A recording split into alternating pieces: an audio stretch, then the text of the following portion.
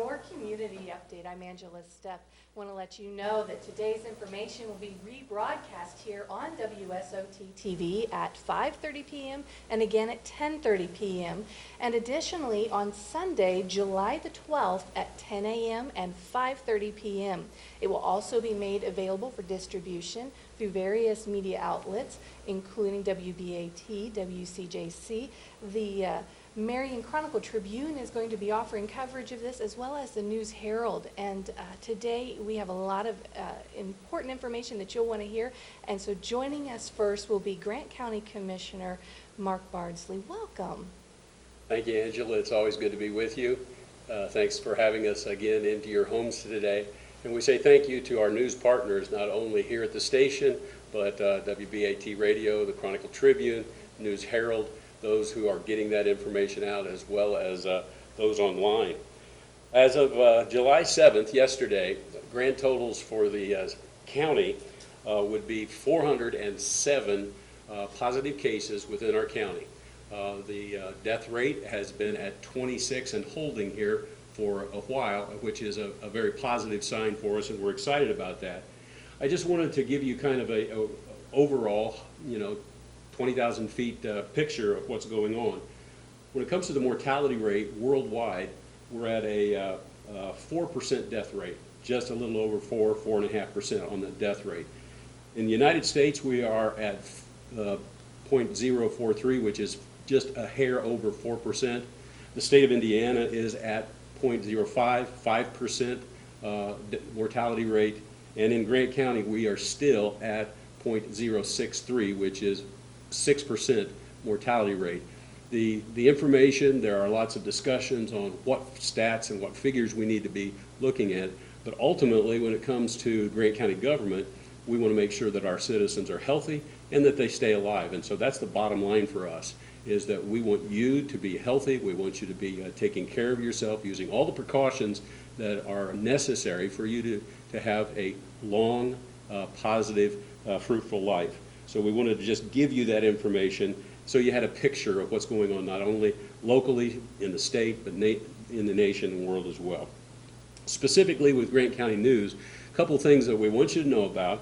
We continue to see work from the clerk's department and the election office on voting centers. As we are moving toward November and the general election, we will actually be moving from precinct voting to vote centers, which we will have approximately 11 vote centers spread throughout the county in which you can vote at any of those vote centers. And that's exciting, as well as it's going to be a change. So we want to encourage you to be watching the county website about information. There'll be a whole campaign in which we'll be sending information to all voters and using the press, to media to get that information out as well. Most of you on the west side of the county also would realize that the chip sealing has gone on county roads now. We are complete for the year, but as you're driving, be careful, because the chip seal, those chips of gravel can always flip up and cause a little bit of damage. So be careful on those roads until they settle down. We wanted to also update you on the state of emergency that the governor has extended. He has extended that state of emergency until August the 3rd as we move to 11:59 p.m. We don't know if he will continue to extend that state of emergency or not, but because of the extension, we've gone to back on track 4.5. We didn't get to the 5th stage yet, and we just want to remind you of some of those things. When you would come into to the Grant County government, we will still be monitoring and testing, screening our employees as they come to work, and the courthouse protocols are changing as well. We're going to start seeing some jury trials, and all jurists, all people coming in and out of the courthouse will be tested and asked to mask up for protection, potentially through the rest of this year. When it comes to the public, Hoosiers 65 and older who have health risks, we are asking again that you use precautions. Face coverings are recommended throughout the state. Now, I want to point out there are some states that are already making it mandatory that masks will be worn when you're ever in outdoor places, out in the public. We have not come to that yet. We're asking folks to voluntarily do that it really is sad if we have to force people to protect themselves and others. So just a word to the wise. Gatherings can still happen up to 250 with CDC guidelines. Remember again, it's those closed, confined areas, multiple people working, interacting together that often this virus can be spread. A neat note that is a part of 4.5 that you may not be aware of, outdoor visits are now optional at nursing care facilities. You can actually call the nursing care facility if you have a friend or loved one there. Those can be arranged, and indoor visits can also be arranged with certain criteria. So if you have someone you want to check in on, make sure that you call the facility, make sure you know what their criteria and their protocol is, but you have that option now of getting back and beginning to see some of those folks that are going through rehab, going through nursing care, and that's a neat thing to happen. Just a reminder, dining rooms are at 75% right now. The bars and special entertainment areas are at 50% capacity. Cultural and entertainment locations, museums, zoos, those type of things are at 50% capacity. Personal services do continue, but with restrictions. So if you have nail appointment, hair appointment, make sure that you have what you need when you go in. And again, we would encourage, at very least, masks. Now, all of these are strategically scheduled items. All of these are working to, one, get our citizens back to work as soon as possible, get our schools back into session. This graduated scale is returning us to a renewed rhythm in our commerce as well. And it moves us back to a normal pattern of life. We'd all like to get to that real soon, wouldn't we? Ecclesiastes chapter 3 says, to everything there's a season, a time and a purpose under heaven. And you'll recall with me, if you're familiar with that scripture, a time to be born, a time to die, a time to break down, a time to build up, a time to tear, and a time to sew things back together.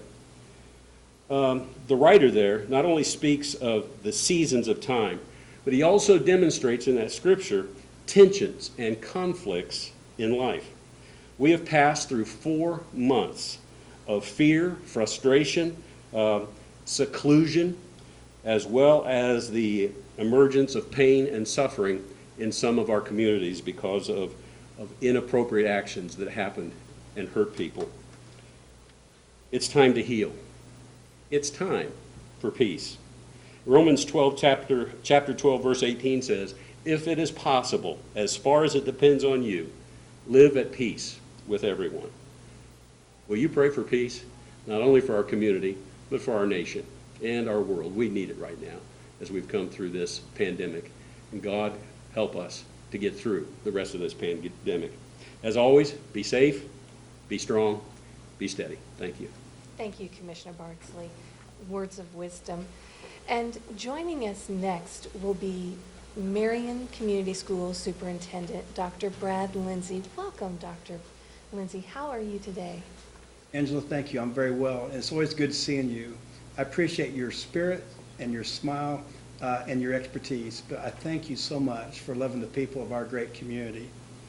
And Angela, I really appreciate Commissioner Bardsley that just shared. Yes. He's providing right leadership. He's speaking truth, and the kind of truth that will endure. Yes. That's so important. You know, right now we're all facing this together, and so people that provide leadership, whether that be from national or state or local, I'm so thankful for it. But we're learning this together, and as we're learning about the COVID and how best to respond to COVID, we've got to put forth our best plans. And when we do, as you can see, one of the reasons it's hard to lead is because you get shot down when you try to lead. Mm-hmm. That's such a challenge for all of us. But Angela, I have information that's very important, and so I would like to read as I share. Yes. Our campuses have reopened for student activities, and we have welcomed our athletic and music and JRTC students back on campus. That's awesome. Giant things are once again happening on the campuses of Marion Community Schools. For more information, please contact your coach or director, and stay tuned to our Marion Community Schools website, Facebook, and Twitter. That's where the information and detail is. Our Marion Giant Task Force teams have prepared a first draft for reentering schools document. We are reviewing and editing our reopening schools plans, and we will communicate and post our plan for our Marion Community Schools families and community on Wednesday, July 15th. This will be a baseline. This will be our first draft. It will be fluid as the COVID is. We'll continue to work on that, respond to comments and suggestions and recommendations that can make that better as we try to provide solutions between July 15th and our first day of school, August 5th. Remember, schools, we're going to do the best that we can, and we're going to provide some safe plans. But remember, on the average, our children are in our schools 8 hours a day, 180 days a year. Well, we know there's 24 hours in a day, and there's 365 days in a year. So it's really a community thing. So as the county, as our local city, and our schools work together, our process really need to be consistent to really get the optimal benefit of the safe plans.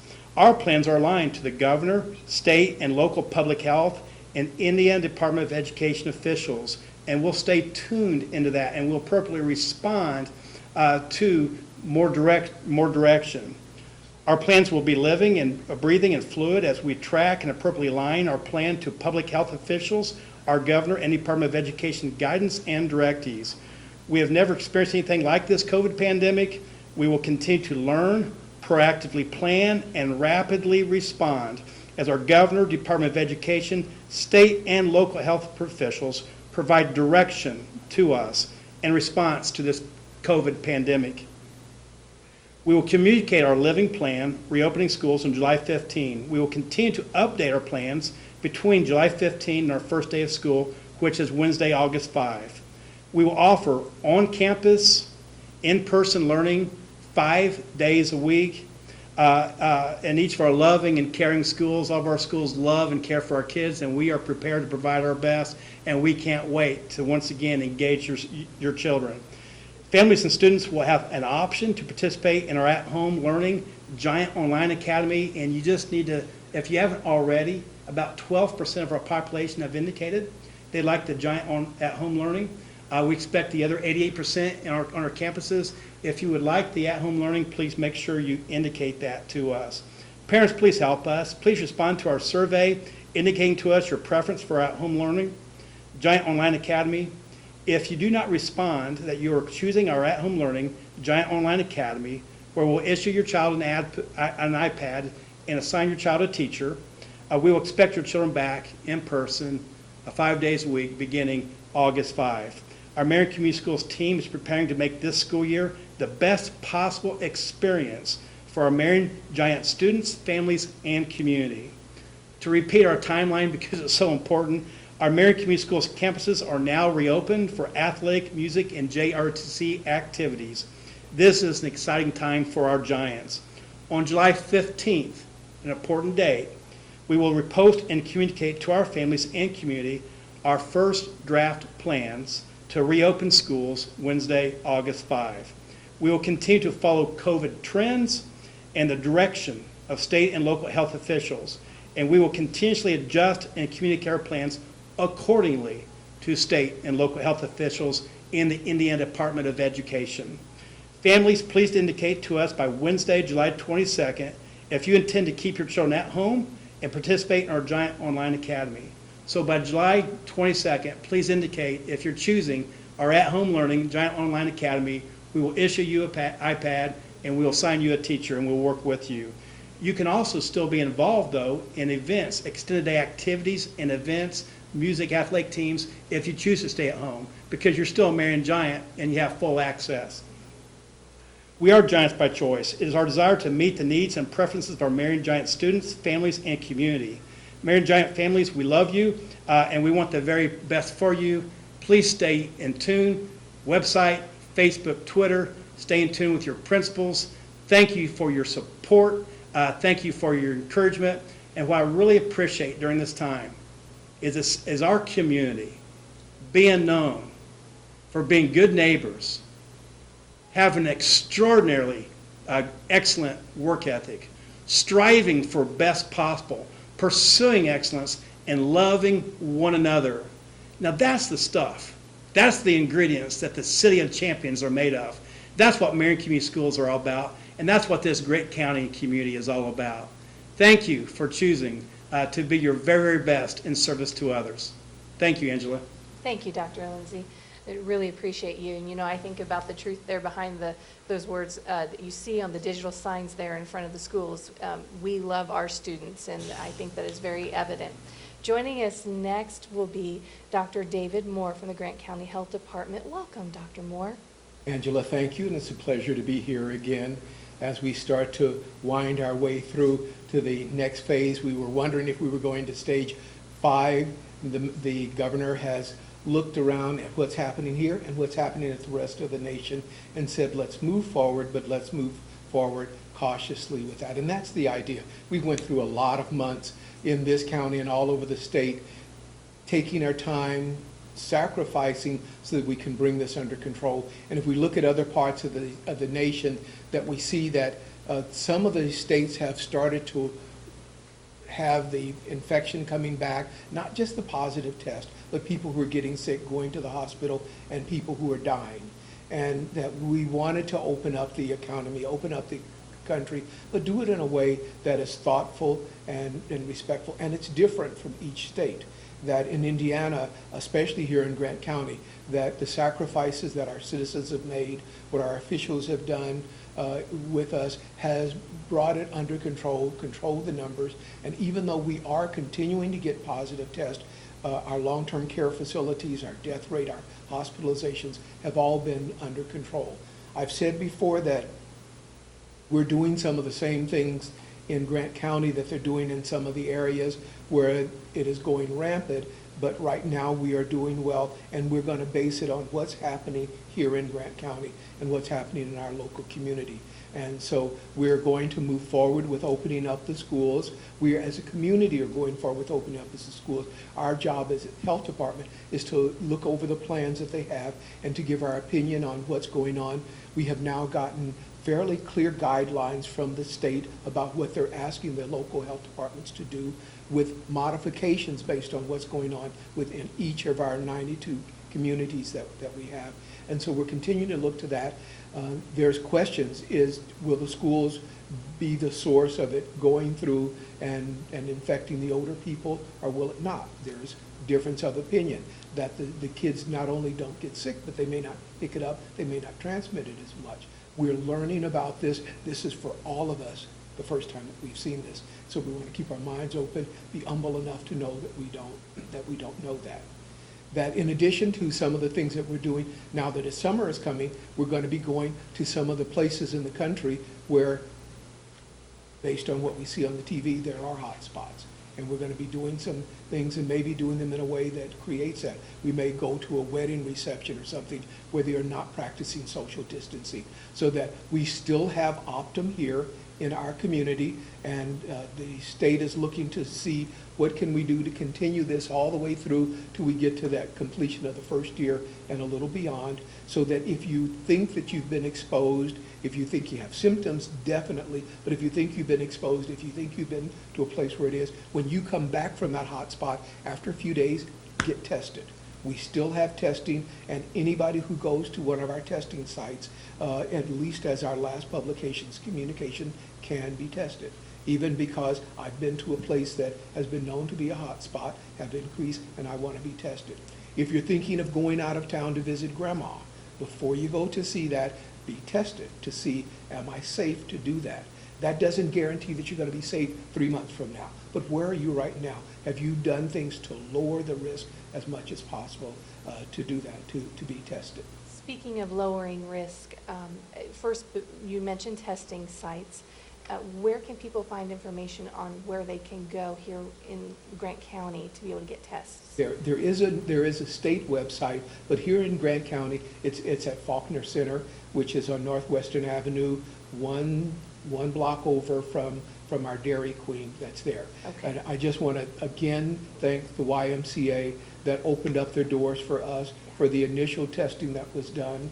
and really helped to get the program going. And then we were able to transfer that to the Faulkner Center, and they seem to be doing well at that site. But there's testing that's available for our community, and you can be tested. And if you want to know what's going on, rather than guess, if you want to know, there's testing available, especially as they walk our way through this for the first time for all of it. As much light as we can shine on what is our status and what's going on. If your child is playing on a team and you want to know what is the status of this team, one of the best ways to do, it's not mandatory, but one of the best ways to do is to know that 80% of the kids, 90%, all of the kids on my child's football team have been tested, and we know that for right now that they're negative. Or we identify that there's a problem, we can quarantine, we can isolate, we can help that person out of the stream of the other people to get well and to move on, and to do what we can to keep Grant County in the safe position that we've been. Doing what we can. Another question for you. Masks. They seem to be a hot topic of discussion. Now, I know originally, early on, and throughout the course of these community updates, you've expressed the importance of wearing a mask to control transmission through droplet as we speak, and it can spray out. Yes. And I know that there have been recent news reports this week even saying that there may be a chance that it is no longer just isolated to droplet, but maybe aerosol. Can you speak to the debate of masks? Are they more helpful or more harmful if we wear them? And so let's to go first to how it is spread. We know that it is spread by droplets. There is some increasing evidence, and each week we may have new things to share. There is some increasing evidence that it can not only be in the droplets where the majority is, but it can be aerosolized. That is, that it could float in the air and be in the currents of the air, not heavy and brought to the ground. That it can, circulate within the air conditioning systems that are there if you don't have good outward movement of it. So yes, it can be that. What is the role of the mask? And I am pleased to see now on the COVID website from our state government that they said asking Hoosiers to mask up and to ask us to do that. Whatever harm that there may be, and the biggest harm for the mask is going to be in this hot weather. People who have medical conditions overheating. And we have to be careful about that. And if you see to do things to cool down or to get away from other people and then remove your mask. The mask prevents things two ways. The droplet spread, which is a primary way, and then the aerosolize. It takes the N95 mask to really protect against the airway. And while that is that is a factor, that is not the primary factor. And we can reduce, a couple of studies have shown a minimum of 40% in studies that have been done, the likelihood of being transmitted if you wear a mask and if you're not. And if we look over the nation, those are lives that we save. And if Grant County starts to go in the way that other people are going, that it will save things here. That fortunately, thank God that we've been very fortunate with that. We had one unfortunate incident where there was a center of infections. When they did testing and they found out what was going on and they could make intelligent decisions about how to contact people, we saw that come down. And I'd like to see our entire county learn from that, to know that if you, to the degree that you could know what's going on, you can increase the safety, your behavior, social distancing when you can. Now, social distancing, say if a family of 5 go out to a restaurant, we don't need to have each of them 6 feet apart. Those within your family can be together. If you go to the graduation, 6 feet apart, they can be together with that. But from people that are not in your household, to do that distancing and to reduce the droplet spread that we can. Even if we don't have an N95, we can still make tremendous improvement. Those that are in the medical field that are dealing with the high-risk populations, they need to up their mask requirements. For us, it's the cloth mask that does it. And the double layer cloth mask is a little better than the single layer, but anything that reduces the droplet spread, which is what we can influence as a general public, is going to be helpful too. Thank you for that clarification. I think there's a lot of information that's just going out there across the airwaves, and it can be a little hard to navigate. So thank you for your expertise and the clarification. And we look forward to seeing you next week, and always good, helpful information that you share with us. Thank you, Angela, and appreciate it. And let's love one another and Marion, Grant County, stay safe. Thank you, Dr. Moore. And joining us next will be Kylie Jackson of the Marion Grant County Chamber of Commerce. Always a delight to have her back in the studio. Welcome, Kylie. Welcome. Thanks for having me. Yes, now I understand is that the chamber is getting back to a degree of normalcy. Whatever that means, yeah, we're getting there. We are starting to see some more in-person events. We've started doing some hybrid in-person Zoom events. We have a few more ribbon cuttings on our calendar. We are still sticking to a lot of webinar-based events. We have an event going on right now on the Families First Coronavirus Act for HR folks. If you're watching now, you're missing it. But if you want the recording of that, we can get it for you. We're doing that with the U.S. Department of Labor Wage and Hour Division. We've got some webinars coming up in the next couple of weeks with Schaefer Leadership Academy and one with our young professionals on navigating change. So that one should be really good and timely. But like I said, we're trying to stick to webinars where we can. But ribbon cuttings are still happening in person. We've adjusted those a bit. We've added a Zoom option before the ribbon cutting, so a Zoom option to interact with the business owner or the staff to kind of hear from them about the business, maybe get a tour of the space, so that maybe it's not quite as necessary for you to be at the actual ribbon That's cutting. a great idea. I really like that because for people whose schedules are just tight enough that they can't make it to those ribbon cuttings, but they still want to be aware and be a part of that event, to make that available online through the webinar aspect or through the online aspect, that's a really good thing. Absolutely. I think that is one of those changes that will stick with us past COVID. It's been really well received by our community, so we'll continue to do that. We've also added the Facebook Live for the actual ribbon cutting. So if folks aren't comfortable coming or they would be more comfortable watching, they can do that on our Facebook. And then if you do choose to come to an event, we've got the hand sanitizer, the masks, everything like that. So I guess our biggest takeaway right now is, yes, we are trying to return to some sense of normalcy, but remaining vigilant while we do. Our business community really needs folks to start, to be visiting them or supporting them. But we have to do it with a sense of vigilance, masks, social distancing when we can. We need to start living our lives, but just remaining vigilant that we are taking steps to protect our families in the community. Well, speaking of those ribbon cuttings and supporting our local community, which I think we all have a need to do that, need to support the businesses that help make our community great. And you said you had a couple of ribbon cuttings. Let me put you on the spot. Do you recall who it is that you're going to be having the ribbon cuttings for? So the first one will be next Wednesday at 10 a.m., and that is with Subway restaurant, and we will be cutting the ribbon at their location out 18 and 69. Okay. They're near Ivy Tech. Ivy Tech area. Yep. Okay. So we'll be doing that one next week, and then at the end of the month, either the 30th or the 31st, we will be at the Afina in Upland opening their branch. And I think they've got kind of a little bit of a block party planned. It's going to be all outside, trying to keep it as safe as possible, but they're going to try and partner with some of their neighbors there in that complex. They're in the small complex next to Ivanhoe's. They're with Greek's Pizza and the grocery store, and so they're going to try and make that an event over there. It's a good excuse to go get some Ivanhoe's, right? Exactly. Now, you brought a guest with you today. Share with us a little bit about who you brought. Yeah, so I brought with me today Katie Morgan Perez. She's the executive director at the Community School of the Arts. So we just wanted her to talk about some of their reopening procedures and how they've weathered the COVID storm. All right, well, let's bring her on. So we are welcoming Katie Morgan Perez from the Community School of the Arts.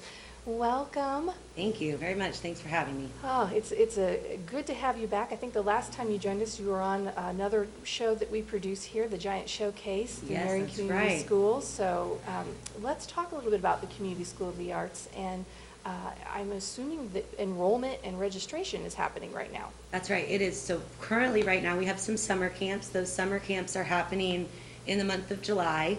Those are registering right now. And for those summer camps, we have created an alternative schedule where no 2 camp is happening at the same time in the building, as well as limiting the sizes. We've taken a close look at capacity for each classroom, installed for our students some visual markers to remind them where to stay in their spaces in each of our studios, and processes like temperature checks as you walk in the door. You can't go past the threshold without those. And then we are registering for our fall right now. All registration is online this year. We launched that early in June 15th, and classes start August 17th for our regularly scheduled classes. So we are registering for those currently online. Any questions folks have, they can give us a call at CSA, but you are able to do that all from home in an effort to keep your family and our staff and faculty safe. So that's a new procedure that we've got going on in the building. We're hoping to be a place where, you know, we can provide an outlet for some of these kids and adults who have been at home during this process, but also to do so as safely as we possibly can. Now, you are affiliated with or a partner with Marion Community Schools, so your students can take advantage of e-learning opportunities through the school system. Is that correct? That's correct. So we have been in partnership for, I believe, 6 years with Marion Community Schools. We launched the CSA Arts Academy, and those students are able to take classes through Marion Community Schools in grades 7 through 12 online, have been able to do so for 6 years. So Marion Community Schools has had that infrastructure in place in that way, and then take their arts courses all within our building and expanded opportunities for them to do so to increase their training. And that partnership has been a great opportunity for students to modify their day, do things a little different. They are able to take classes in the building. As long as those classes are happening in the building, they're able to take some classes in the building. They're able to participate in prom and graduation, all of those special moments that sometimes when students have been homeschooled, their parents aren't able to give them that opportunity, or through some of the other charter online schools. Marion Community Schools has provided that opportunity for those kids for the last 6 years through CSA, and we will be continuing to do that into this year. I know that they, have done a great job with that as far as the e-learning goes for those students, and we are able to provide for them an expansion of arts education. So it's a really successful program. Our students seem to love it, and we look forward to seeing that potentially grow this year as an option that parents maybe haven't thought of yet for the coming school year. So are you then offering, you have on-site courses, Yep. but do you have online opportunities as well for learning? For their traditional classroom through the partnership with Marion Community Schools, those are online. For CSA, we were able during the stay-at-home order to provide free of charge classes to our students and the community online. We are transitioning back into those happening in the classroom and preparing to set in place the infrastructure that if we would ever need to transition back to that online model, we would be able to expand that and do so even better in the future. So. Something that strikes me as evident, last week we had Dr. Michael Kahn from Cornerstone on, and we were just speaking about mental health and self-care, and we started to look at some of the ways that parents can help children better navigate this time of uncertainty and the newness and the change. Yeah. And one of the things that he mentioned was providing a routine, something that provide a degree of stability and normalcy. And I know with children, a lot of parents are thinking of taking advantage of the at-home e-learning aspect of school, but they're going to miss out on some of those other arts aspects. So now through CSA, Community School of the Arts, this is an outlet then that parents could take advantage of to provide some experience within the arts for their students who are learning from home? Absolutely. I think that we've talked a lot during this about the social and emotional wellness of the child. The Indiana Department of Education's talked about that. The Indiana Arts Commission has talked a lot about that. And for us, as a predominantly youth-serving, and we are not entirely youth-serving, but a predominantly youth-serving arts organization, what we know that a child can get from just 45 minutes of that time in class, or 1 hour of that time in a ballet class or a pottery class or their 30-minute music lesson, if we're able to do that carefully and safely, then we know that that's going to be a really valuable time in that child's life through this challenging period. And I think that we're not sure what we're going to see as far as the impact that this is having on our youth, you know? And so if we can provide just something that feels special and stable and allows them to create freely and continue to develop more than just as an artist, but as a human being, I think that it can probably provide a child with a little bit of freedom to express through their emotions in this time. I fully agree. Well, before I let you go, because we've got to wrap up the show, tell us yet again, how can parents get in touch or learn more about Community School of the Arts? Do you have a website Absolutely. they should go to? CSA-Marion.com. That's CSA's website. You can search Marion Community School of the Arts. And there is information regarding that CSA Arts Academy partnership with Marion Community Schools, as well as a full listing of classes that are being offered this year. In addition to that, follow us on Facebook. We're daily posting information about our companies, upcoming programming through Facebook, and give us a call. We would be happy to talk through any of your questions and schedule a time to meet safely and social distancing with you or your students as they want to discover what CSA has to offer. It's a great opportunity. I hope a lot of people take advantage of it. Thank you so much. Thank you. Katie Morgan Perez of the Marion Community School of the Arts. And as we conclude today's community update, I want to remind you that it'll be rebroadcast here on WSOT TV today at 5:30 p.m. and again at 10:30 p.m. and additionally on Sunday, July the 12th at 10 a.m. and 5:30 p.m. And we want to say a great big thank you again to the Chronicle Tribune, WBAT, and the News Herald for their continued coverage, as well as the many other local media outlets. And that's all for today. Stay tuned for some more quality family programming that you can trust right here on WSOT TV.